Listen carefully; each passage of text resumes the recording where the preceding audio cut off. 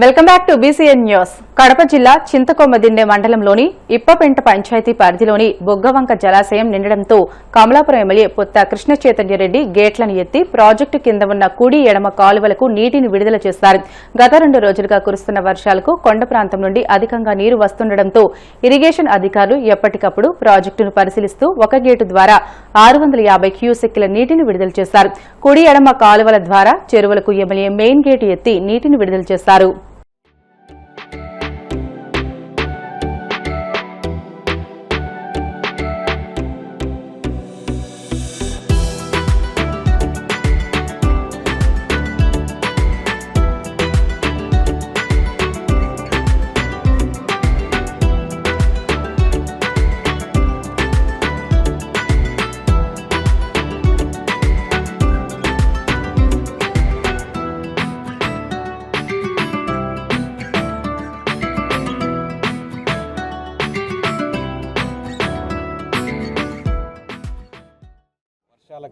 భారీ వర్షాల కారణంగా బుగ్గొంక డ్యామ్ ఆల్మోస్ట్ ఫుల్ కెపాసిటీకి చేరుతా ఉంది.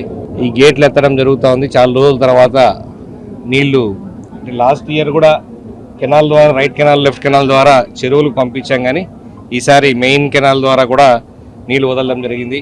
లోతట్టు ప్రాంతాలందరూ కూడా తగిన జాగ్రత్తలు తీసుకోవాలి, అప్రమత్తంగా ఉండాలి. కడప ప్రజలకు కూడా అంత పెద్ద వర్షాలు కాకపోయినప్పటికీ కొంచెం అప్రమత్తంగా ఉండాలని చెప్పి అందరికీ తెలియజేసుకుంటా ఉన్నాను.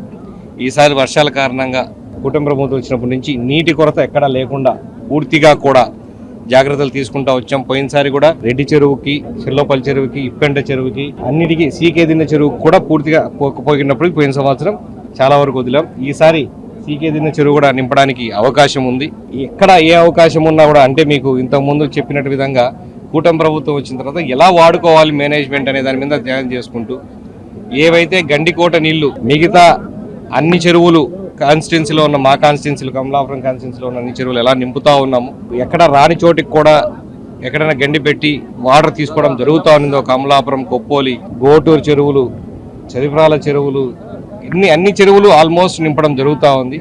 అదే కార్యక్రమంలో ఈసారి బుగ్గంక ద్వారా సీకేదిన్నె మండలంలో ఉన్న చెరువులన్నీ కూడా నింపడం జరుగుతూ ఉంది. జిఎన్ఎస్ఎస్ కాలువ పూర్తి చేస్తా అని చెప్పి గౌరవ ముఖ్యమంత్రి గారు మహానాడు కార్యక్రమంలో కడప వేదికగా చెప్పున్నారు. ఆ కార్యక్రమం కూడా, ఎందుకంటే ఎస్టిమేట్లు మళ్ళీ రీఎస్టిమేట్ చేస్తూ ఉన్నారు, ఆ పనులు ఆ కార్యక్రమం కూడా మొదలైంది. మార్చి లోపల టెండర్ల ప్రక్రియ పూర్తి అయిపోయి మళ్ళీ ఫ్రెష్గా పనులు స్టార్ట్ అవుతాయి. అవైతే 1.5 సంవత్సరంలో టార్గెట్ ఇచ్చిన ప్రకారం, ఆయన సంవత్సరం అంటున్నారు, ఆయన ఎట్లా ఇరిగేషన్ ప్రాజెక్టుల మీద ఎట్లా వెనకబడతారో అందరికీ తెలుసు. ఆయన సంవత్సరం టార్గెట్ పెడుతున్నారు. ఆ సంవత్సరం కాకపోతే సంవత్సరంన్నరకైనా కూడా జిఎన్ఎస్ఎస్ కాలువ పూర్తి చేసుకొని దాని నుంచి బుగ్గంకు కూడా ఎప్పుడైనా ఇక్కడ కూడా నీళ్ళు తక్కువ వస్తే దీనికి కూడా లింక్ పెట్టేసి దీనికి కూడా స్టోరేజ్ చేయడం జరుగుతూ ఉంటుంది. అన్ని రకాలుగా కూడా రైతులకైతేనేమి తాగునీటి సమస్య, కడప నగర ప్రజలందరికీ కూడా తాగునీటి సమస్య ఈ జిఎన్ఎస్ఎస్తో ఎర్రచెరువు నింపితే అది కూడా అయిపోతుంది. దాన్ని మళ్ళీ బుగ్గంక చెరువు బ్యాకప్ కూడా తీసుకొస్తారు. కాబట్టి అన్ని విధాలుగా ఉపయోగపడే జిఎన్ఎస్ఎస్ పూర్తి అవుతుంది. ఎప్పుడు నీటితో కలకలలాడాలి, కరువు అనేది ఉండకూడదు, కడపకు తాగునీటి సమస్య అనేది పూర్తిగా పోవాలని చెప్పేసి ఈ కార్యక్రమాలన్నీ చేయడం జరిగింది. ఏ అవకాశం ఉన్నా నీటిని నిల్వ చేసుకోవడానికి కానీ, సరైన సమయంలో రైతులకు వదలడానికి కానీ కుటుంబ ప్రభుత్వం అన్ని చర్యలు తీసుకుంటా ఉంది. ఈ కార్యక్రమంలో ఈ రోజు అయితే ఏదైతే 500 క్యూసిక్లు వదలడం జరిగింది. మామూలుగా ఈ వంకల్లో తిరుగుతూ ఉంటారు చాలా మంది, నీళ్లు లేదని చెప్పేసి వాళ్ళందరూ కూడా అప్రమత్తంగా ఉండాలి, అందరికీ తెలియజెప్పాలి. ఇక్కడ సిబ్బంది కూడా ఎటువంటి సంఘటన జరగకుండా కామ్గా ఫ్లో నీట్గా ఉండాలని చెప్పేసి అధికారులందరినీ కూడా రిక్వెస్ట్ చేయడం జరిగింది. దేశంలోని గ్రామీణ ప్రాంతాల్లో నాణ్యమైన విద్యను అందించేందుకు యూనివర్సిటీలు, నవోదయ, పీఎంసీ స్కూళ్లను కేంద్రం పెంచుతుందని కేంద్ర మంత్రి కిషన్ రెడ్డి తెలియజేశారు.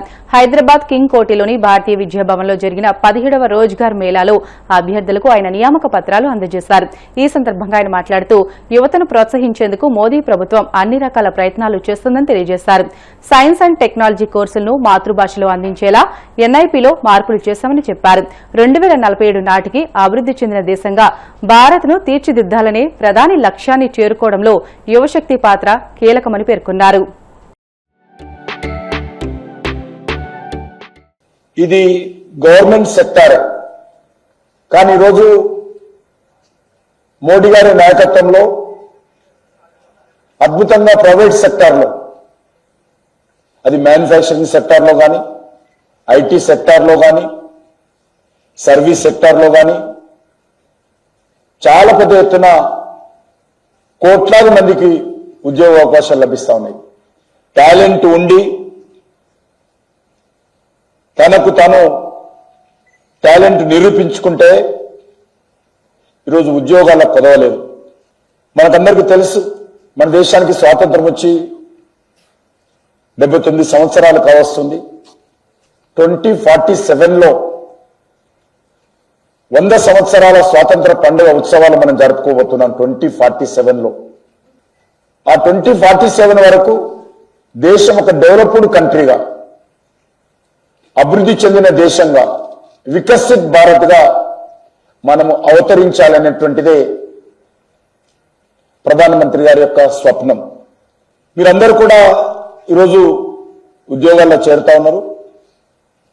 ఆ వికసిత్ భారత్ డెవలప్డ్ కంట్రీగా ఎమర్జీ కావడంలో మీ యొక్క పాత్ర మరి అమోఘంగా ఉంటుందనే విషయాన్ని ఈ సందర్భంగా మనవేస్తా ఉన్నాను.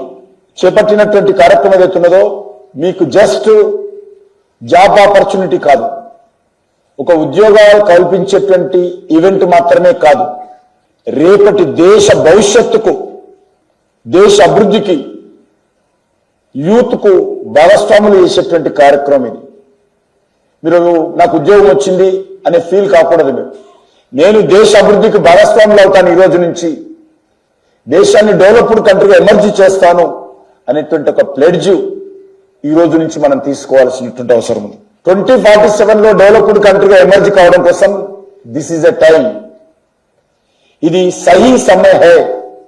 దేశం డెవలప్మెంట్ కావడానికి సరైనటువంటి సమయము. మన దేశంలో అవకాశాలు పెరుగుతూ ఉన్నాయి. మన యువత తన మేధస్సు ద్వారా ప్రపంచాన్ని శాసించేటువంటి సమయం వచ్చింది. తప్పకుండా మనమందరం కూడా మన యువత పాపులేషన్ ద్వారా మనం ప్రపంచాన్ని శాసిస్తాము. అన్ని రంగాలలో ముందుకెళ్ళాలి, వెళ్తామనేటువంటి విశ్వాసము మన ప్రధానమంత్రి గారికి ఈ దేశంలోని యువత పట్ల ఉన్నదనే విషయాన్ని మనం చేస్తా ఉన్నాం. మన దేశంలో universities, degree colleges, medical colleges, PG colleges పెంచుకుంటూ పోతున్నాం. ఎయిమ్స్ పెంచుకుంటూ పోతున్నాం.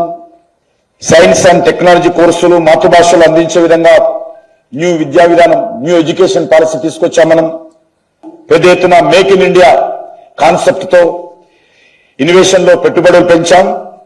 ఈజీ ఆఫ్ డూయింగ్ పైన దృష్టి పెట్టాం. ఫారెన్ డైరెక్ట్ ఇన్వెస్ట్మెంట్స్, విదేశీ ప్రత్యక్ష పెట్టుబడులు రికార్డు స్థాయిలో ఈరోజు మన దేశానికి వస్తా ఉన్నాయి.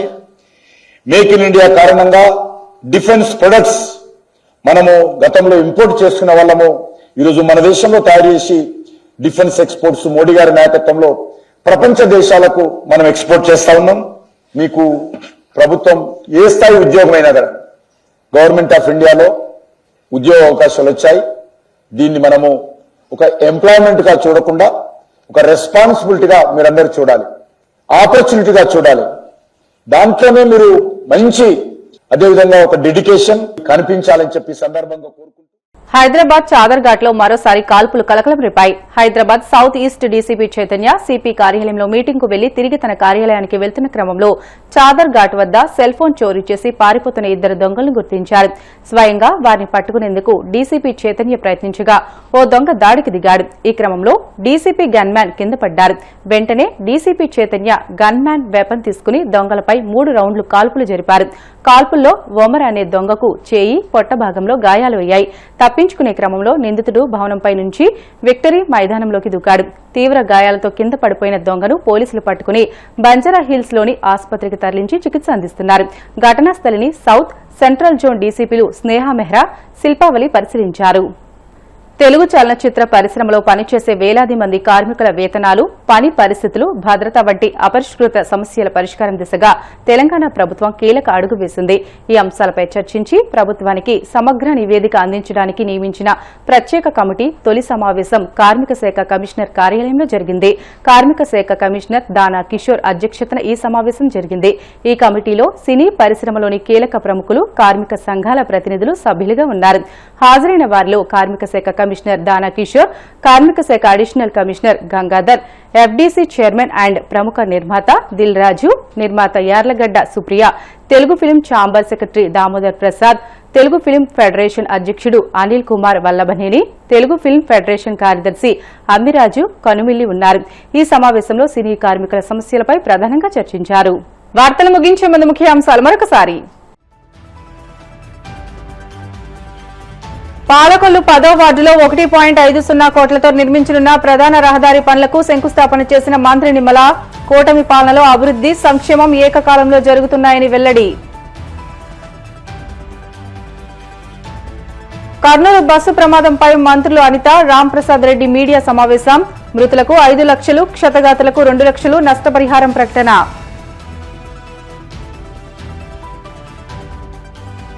కడపలో 29 మంది లబ్ధిదారులకు 18,90,893 రూపాయల సీఎంఆర్ఎఫ్ చెక్కులను పంపిణీ చేసిన ఎమ్మెల్యే మాధవిరెడ్డి.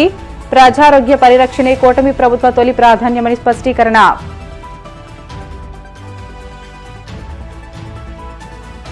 ముఖ్యమంత్రి చంద్రబాబు నాయకత్వంలోని కూటమి ప్రభుత్వం ప్రజా సమస్యలను పూర్తిగా గాలికి వదిలేసింది. విమర్శలు గుప్పించిన వైసీపీ ప్రధాన కార్యదర్శి జూపూడి. ఇవి ఇప్పటి వరకున్న బులెటిన్లోని అప్డేట్స్. మరిన్ని వార్తల కోసం BCN digital YouTube channel, Facebook పేజీని ఫాలో అవ్వండి. అప్డేట్ వార్తల కోసం ప్లీజ్ డూ సబ్స్క్రైబ్.